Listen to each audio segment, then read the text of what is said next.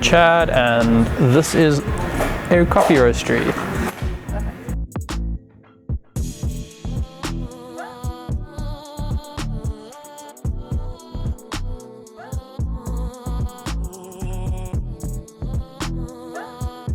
I think as South Africans we often tend to view ourselves a little bit as underdogs in a way, and I think coffee is, we don't grow any coffee. Well, we don't really grow any coffee. I know there's some down, but we don't grow a commercially viable quantity of coffee, and that means you're importing coffee from all around the world, which means coffee is really a global product. So we think you should benchmark yourselves against the global context. So I'm glad it feels like it could belong in New York or London, because I think there's no reason we shouldn't be doing that and offering like a world-class experience to South African consumers.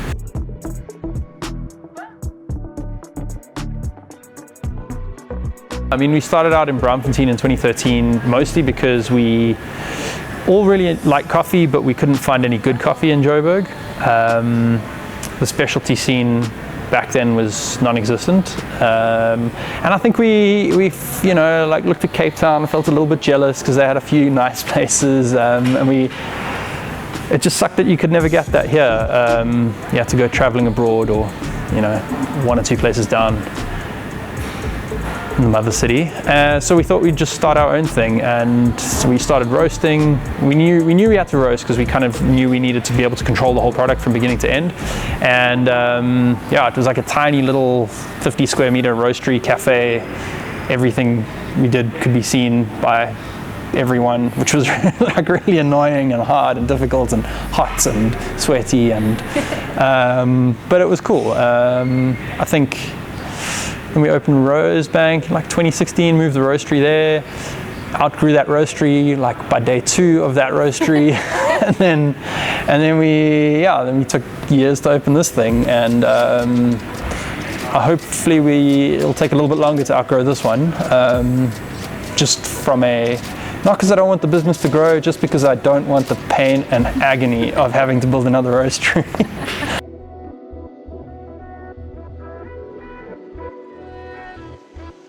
I think last year there were so many ups and downs in 2020. I think it started off quite well in that we were roasting for Steve-O and Winston at Comp, and they both placed first and second, which was a lot of fun for us. So it started off on a really high note and immediately descended into lockdown, and I think that forced us to finally open our web store, and we kind of took a lot of the stuff that we'd been doing in store and tried to deliver a bit of that experience remotely, through like live cuppings, through Instagram and stuff. And I think those were highlights in a way, although they were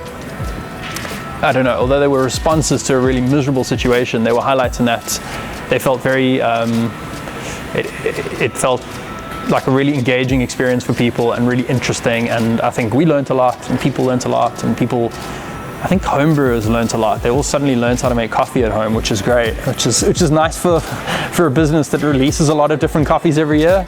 We need people to brew it at home.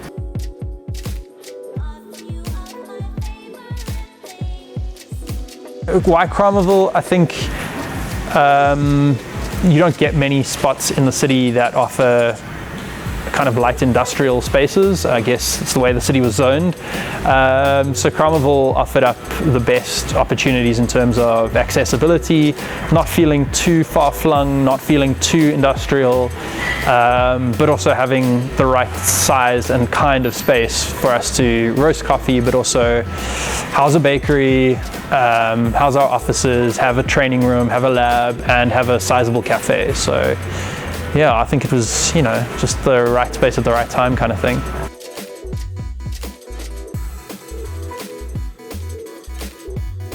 I think back when we opened, hardly anyone knew, I don't think anyone knew what specialty coffee is. I'm still quite skeptical about how many people know what it is.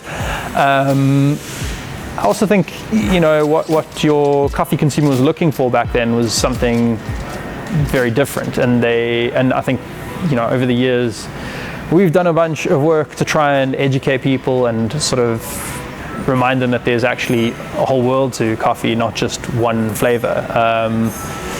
I think how do we usually put it? It's coffee's a vessel for flavor, not a flavor. But yeah, the whole coffee drinking contingent has changed. They've definitely become smarter, more educated, more kind of experienced. Yeah, I don't know. I think other than that, the actual scene itself, so the industry feels like it's grown quite a lot. I think it still has an enormous way to go. There's still a lot of commodity coffee dominating and coming out of a lot of roasteries that are opening, but it's nice to see people roasting their own coffee, rather have some freshly roasted bad stuff than some stale bad stuff that was imported.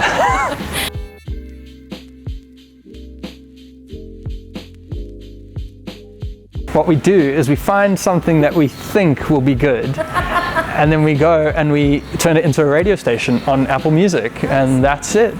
That's all there is to it. And it tends to just, I don't know, some computer somewhere in the sky figures it out for us.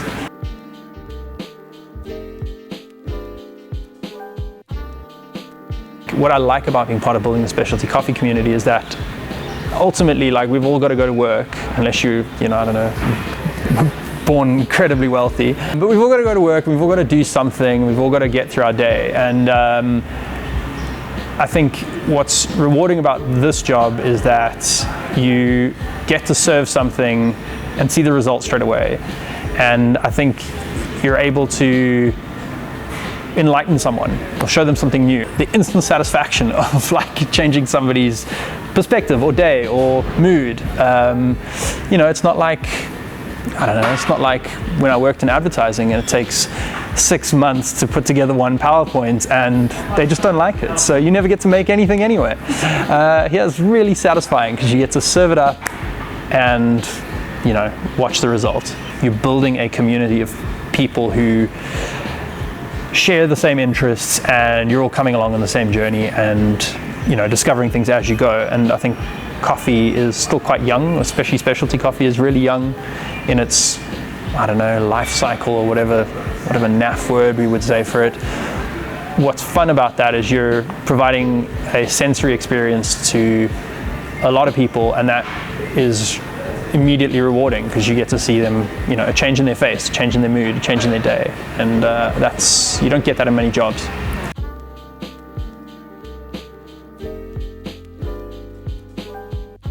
Our first machine was actually a Case Van der Western Mirage, which was, I think Case started out as a Marzocco supplier. And we ended up moving to Marzocco because of, there just didn't seem to be another equipment manufacturer who was investing anywhere near the same amount of time and energy and kind of honesty as well in R&D. And I think if you've ever tried to make espresso on a commercial scale, you will understand how ridiculously frustrating it is. Your kind of margin for error is tiny, and especially if you're a company that's hard on themselves like we are, and your kind of windows of acceptability are very narrow, it starts to get very expensive if every second or third shot isn't falling within that window. And I think the stability in all aspects around Marzocco's equipment is what sort of drew us to them, and it's why we haven't bought or sold something other than that in a very long time.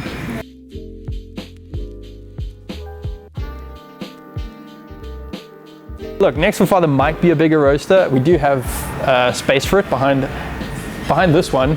There's space. This one will move over there. We'll be opening a bar one day when our liquor license gets approved, if it ever gets approved, who knows. Next for Father is probably just, we're hoping for a lot of growth. We wouldn't have moved into such a big space if we weren't hoping for some. Also kind of just establishing our bakery. Like coffee 8-9 years ago, there was, you couldn't get good coffee in Joburg. It's the same with good baked goods, really hard to find. So we were just tired of having to wait till we went to Cape Town or abroad. So we opened our own bakery.